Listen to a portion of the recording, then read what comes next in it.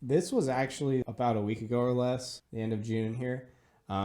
This article, Battle Hardened Ronin Bridge to Axie reopens after the $600 million hack. And honestly, if we were going to do this podcast a couple weeks ago, I would have been like a little more bummed because I don't know. I wouldn't say I endorsed it, right? I don't think we endorse anything, but we like the ideas. We like the innovation. We like what some of these crypto projects are bringing to the table to see like, okay, what's available and what's going to be coming in the next couple of years. So a lot of these coins are going to go away. They're not going to, they probably won't even be successful enough to where they get hacked. They're just not interesting enough. They're not like whatever, right? Or the bear market will wipe them out. So don't be surprised if a lot of the stuff we talk about just falls apart, but at the same time, maybe the spirit of the idea and the innovation continues, right? It's like, oh, that's a really cool idea in the space, and something's going to stick for a really long time. We're not sure what, but Axie was a really good example. So I was kind of bummed because we talked about it a couple months ago of like, oh, one of the things we talked about like fell apart. But, this is good news, and I think that people weren't really sure if this is going to come back or not. So, the Ronin Bridge tied to Axie. Actually, you want to talk about like things going to zero, things sticking around, coins? For sure. This would date back to probably like one of our first streams that we did or podcasts that we did. Was things only stick around. Going back to what you said about being here and then being gone, things would only stick around if it evolves. You know what I mean? Yeah. If it doesn't evolve, it's useful. And it's not useful, and it has no branding behind it. By branding, I mean popularity, and people actually want to use it for no apparent reason.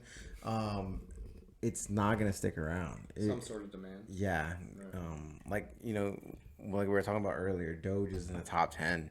Why is Doge in the top 10? It's completely useless. Shouldn't be. It's not even a currency. Like it's just Barely. Well, I mean, Yeah, not really. it doesn't promise you anything. You know what I mean? But you can use it as value to exchange. Yeah, I mean, if you want. honestly, you can barter with it. You know what I mean? Right. But it's not like Cardano. It's not like XRP. It's not like anything like Litecoin. Like Litecoin should be in the top 10. It's actually a use case for like transmitting money. You know what I mean? Like that's what it is. The fastest gas, the lowest gas fee you can get to send money. You know what I mean? Yeah. That's a use case for me. A big use case. Makes sense. Yeah, but Doge, I mean, I don't know. It's people's money. But you know why it's in the top 10? Because it's a brand now. It's a household name. When I think about, Bitcoin's a household name. Ethereum's a household name. Doge, that dog coin. Yeah, I remember the dog coin. Yeah. The one with the little dog that goes, wow. Much wow. And I think that's what it is like you got to have it all. You got to have your white paper dialed in. You got to have your marketing down, and you got to also become a brand. Yeah, that's fair. And if you have all that, then you'll be able to last a time, because it will be a thing. It'll last within time, you know what I mean? Well, like, for example, like if you want to switch it up and you want to talk about like smartphones, let's talk about smartphones. What was the first smartphone out there? Do you even know what his first smartphone was? I don't know. It could have been like a Palm Trio. It could have been. I mean, Blackberries were like somewhere in there. And I said Palm Trio because the Palm Trio was actually technically the first Microsoft smartphone ever made. Okay. And then BlackBerry came in afterwards and became their own little kind of like Apple had their own software. Yeah. So Microsoft came in the game, and then BlackBerry came up with their own software. But the thing about BlackBerry was it didn't evolve. Okay. It got stuck to the keyboard, right? That's what they wanted to do, the keyboard thing. Apple came in, was like, no, we're going to go full screen touch screen. BlackBerry tried it. They came up with some stupid touchscreen BlackBerry Storm, where you touch screens and then you click on it. It had like a little like pop screen on it. You can press into it, but it didn't evolve its software. Yeah, you know what I mean. So it died. Yeah. It died. It's like, no, we're just gonna stick to chirping. That's what we do, chirping like walkie-talkies. That died. It was a company thing. It was like no one cared. But then they got like unlimited packaging. Anyways, what I'm saying is, like, Apple's still around for a reason, right? Because it evolves through time. Absolutely. You know what I mean? Like it's evolving. Right. If a coin can evolve through time, it's gonna stick. It's gonna stick. For the sure. only reason Bitcoin is there is because it's literally like the favorite. It's the favorite, honestly. Super secure, decentralized. Super secure, decentralized favorite. It wouldn't be doing anything if it wasn't. It's one of the. It's actually close to Doge. Like it really doesn't do anything. You know what I mean? Like it Are does. you trying to get us killed? Yeah. It does, no, well, honestly, like what? Honestly, what does Bitcoin do? I'll get rid of them myself, guys. You know what I mean? What does Bitcoin really do? Everyone always like when they would say, "What's Bitcoin?" Oh, it's gold. It's a store of value. Like Doge can be a store of value too. You know what I mean? If you want to really talk about it, but then again, you go into the white paper is fixed coins. Yeah. No max supply. For Doge. You got hyperinflate. Well, hang on. I'm explaining You're Bitcoin. Bitcoin. I'm saying Bitcoin. Yeah. So Bitcoin is like fixed coins. It won't inflate or deflate or anything like that. It's just that's what it is. And once it's done, it's done. And then you got Doge, which is like super inflation. Like, you know what I mean? It's just not. It's not. There's so many coins out there. You know what I mean? Like billions and hundreds of billions of coins. It's designed to be more of a penny stock than anything. Right. And Bitcoin is like a like an oil stock or like a big ETF or something like that. But anyways, the only one that you would look at would be Ethereum, is the one that evolves within time.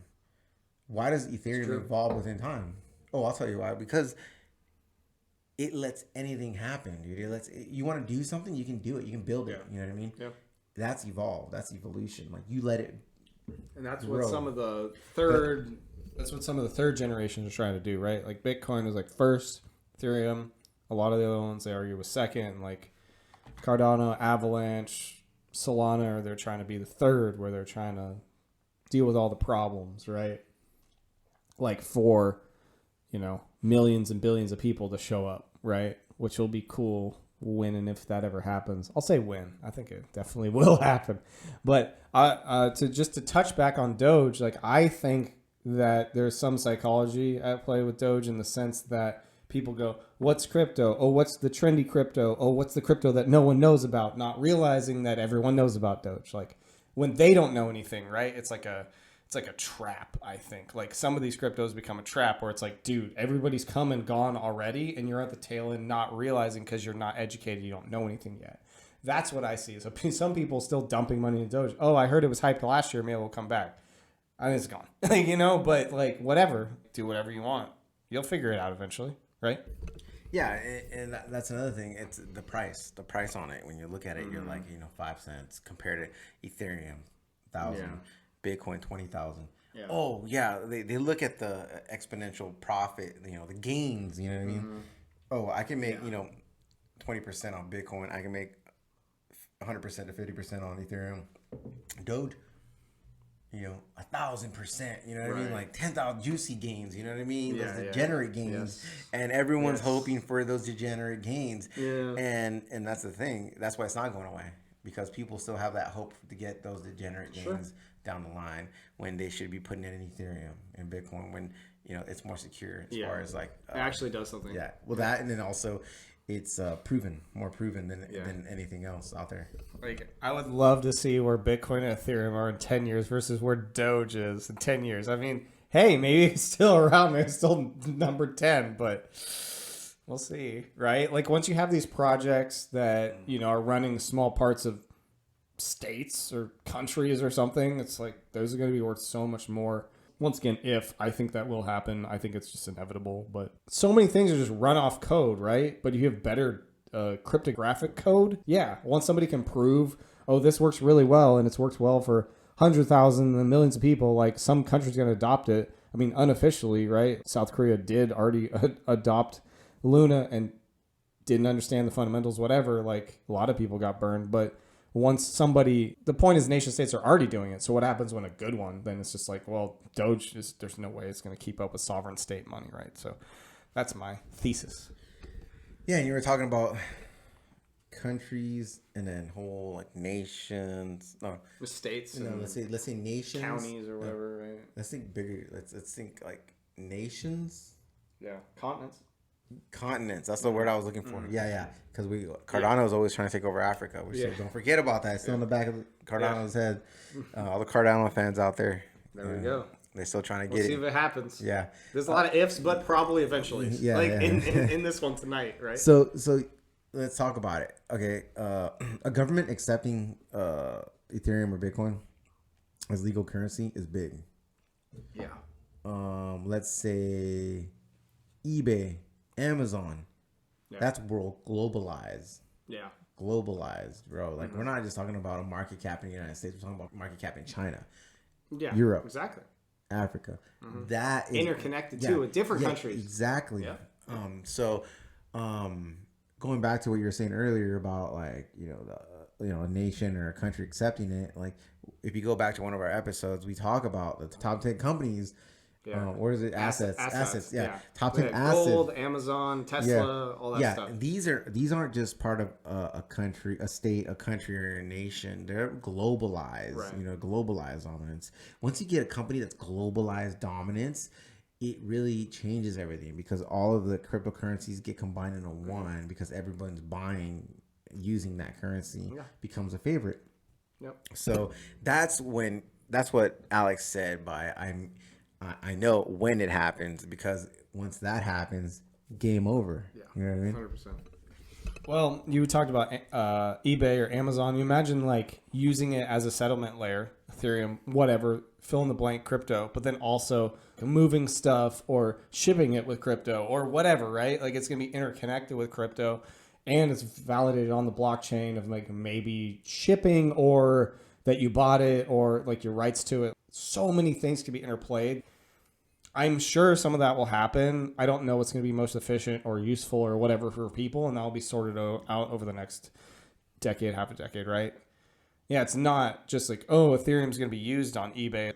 eBay is going to use Ethereum to do it and back and forth, right? And then at some point, maybe like they're interchangeable, undistinguishable, right? Mm-hmm. I think that's where one of the cryptos maybe will just be a marketplace for secure transactions. So I think is friggin' sweet. There's so many years and so many stories of eBay with fraudulent things on the buyer or the seller side. With crypto, it's harder to do, right? Yeah.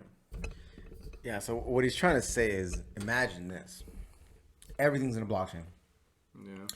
eBay's in a blockchain. Mm-hmm. The logistics, like FedEx, is in a blockchain.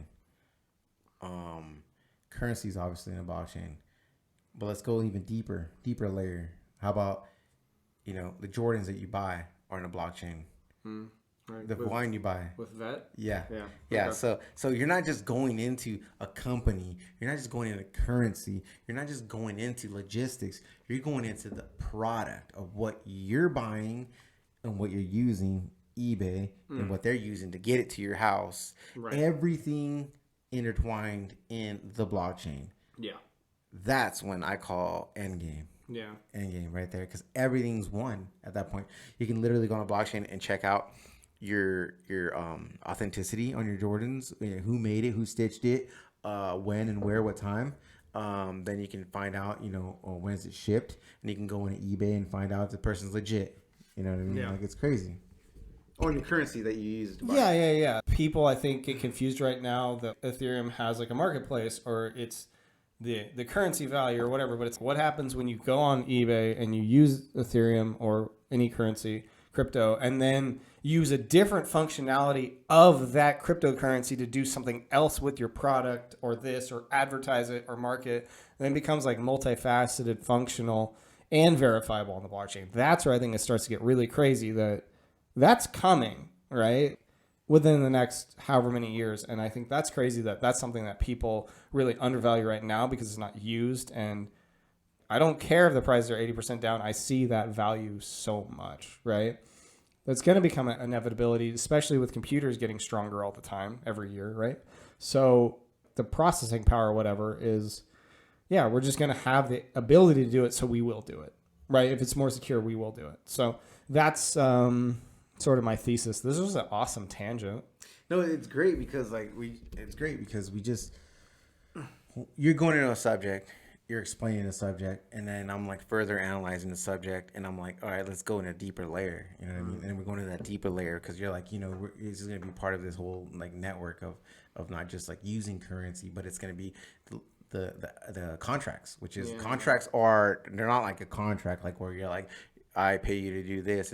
No, it's more like, it's not like a currency contract. We're talking about like a ledger contract, a authenticity contract. That's what Business we mean. contract. Yeah. So we're talking about like things that can be registered in, by contract. We mean like a ledger. You know what I mean? Like that things can be noted in. But companies use these massive servers and softwares to note all their information. What if they can just put it on a blockchain and have, you know, miners and its own currency, like AMP, whatever, do that and decipher all that and get paid to do that, and then also have another currency to buy things. You have another currency that tells you the history on it, another currency that gets it to your house, FedEx, whatever. So that's what we're talking about at contracts. We're not talking about like, oh, you signed a contract, you're gonna buy this currency for 10 years, you know, in a contract. That's not what we're talking about. Right. So we talk about that. I was going to say something else and I totally forgot about it. So you have Ethereum, you have eBay. Ethereum has the currency and the contracts, aka ledgering on everything that eBay needs. Right. So why shouldn't Ethereum, by that alone, be worth more than Bitcoin? Yeah. I think I think Ethereum's Yeah. worth a lot. Yeah, Should be it's worth a lot. undervalued. Yeah. Okay. By society for sure. Okay, it just came back to me. What I was about to say. There we go. I feel like that guy. I don't know his name. I don't know what year it was when he was documenting that old YouTube video where it's like, "Oh guys, Bitcoin's hitting $100. Bitcoin's hitting $100, guys. It's moving. It's moving." Yeah. Like that's how I feel right now. About Just talking about the whole ledger. Just the ledger itself and the capabilities of its contract and the ledger. It's like, we're like, hey guys, it's gonna happen, it's gonna move, it's going big, and then like all of a sudden, 5-10 years from now, it's happening, and then we're on YouTube now. We might be on YouTube or something else. Maybe on blockchain tube or something like that. You know what I mean? It doesn't matter where we're at. Decentrotube or something. That's a sweet name. Yeah, that's what hey, you heard it. It's patent. Royalties. It's documented. It's documented. It's documented. If you ever make say the name again. What is it? Decentrotube. If you ever make Decentrotube, you owe Alex royalties on that one. But anyways, that's what I'm saying is like that guy went on YouTube like a few years ago when Bitcoin was rallying up to like $30,000-$40,000, and they asked him, "Dude, do you sell the Bitcoin?" He's like, "Yeah, I just been living humble. You know what I mean? And I have all the Bitcoin, and I'm rich now. I'm wealthy, and you know what? Like that's awesome. Good for him, right? Yeah. And that's how I feel right now with all the lower cryptocurrencies that have meaningful things like VET, AMP, Cardano, Avalanche, maybe Solana. I don't know yet. And all the gaming ones too, even though Axie Infinity got robbed right now. But anyways, it's gonna get there. Its money got back. Yeah, that's what we're gonna touch on. Oh, I got ahead of myself. Should we just cut the episode? Let's cut it. It's a wrap. We're gonna touch next episode on finish up on Axie. Yeah. And then their money coming back. Yeah. And honestly, whoever's watching this and you guys have any questions about anything, like just leave a comment down below. Or, just say something, you know what I mean? We can elaborate more. And if you think we're crazy, we can, say, hey, thanks. But anyways, like, we just want to hear your feedback. Because, like, we're out here doing this because we enjoy it and like it, especially now in the times that are, like, we're in. Yeah. Like, there's nothing exciting going on right now. Nothing. But we make things excited because we see the bigger picture. We can still see what's going to happen. We take those 10 steps back and we look. We're not just like zoomed in, like looking at the current situation. We're not looking at a picture of a portrait. We're standing back and looking at the whole image, and we see the whole image, and we're okay, that's what's going to look like in 10 years. Why are we looking at this little piece that shows chaos? You know what I mean? Yeah. So, that's what we're talking about right now. I suppose I was going to add something while you're talking that like my thesis maybe is like eBay or Amazon or fill in the blank maybe resists it at first and like adds a little bit of crypto, and it's like, oh, it's more and more useful, and so they just like use it more and more, right? And it just becomes a thing that's ingrained. And so that's what I thought. What do you think? No, totally. This is how I see it playing out, and this is just my I don't know, how should I say, theory or AKA conspiracy. It's gonna happen. So eBay, Amazon are gonna get into accepting currency. Then they're going to look at patents and license and IP and all that stuff. What holds patents, license, and IPs the best? NFTs. They're gonna get into NFTs, right? Just locked on the blockchain. Yeah, or whatever. Yeah, they're gonna get into that. Right. They're like, okay, what else can we get into? Yeah. And then here comes vet. They're like, well, guys, and you guys got the the make believe world. What if you in the real world use case can document all this stuff and be able to proofly, be safe and know who you're dealing with. You know Verifiable, what I mean? Verify everything. You guys are big on verify on buyers and sellers. Why don't you verify your product? Yeah. And they do that. They do have the verified guaranteed, and they can incorporate it with their business. Like, we verify guarantee that these Jordans or this wine or this whatever is 100%, this Louis Vuitton purse is real. Yeah. Why? Because it's in the blockchain. Yeah. And we can trace it to when the day the leather was cut. There we go. Good stuff. Yeah. Next episode, well, I guess I'll drink to that. Cheers. Still liking it. Still tastes like Jack and Coke stout beer. Yeah. Yep. Can't wait till it gets on the blockchain. Tastes pretty real to me. Yeah. But yeah, that was a good little tangent riff that I wasn't expecting at all. I love it. We're going to do the next episode. We're going to talk about, Axie coming back and being made whole. And yeah. Yep. I guess that's it.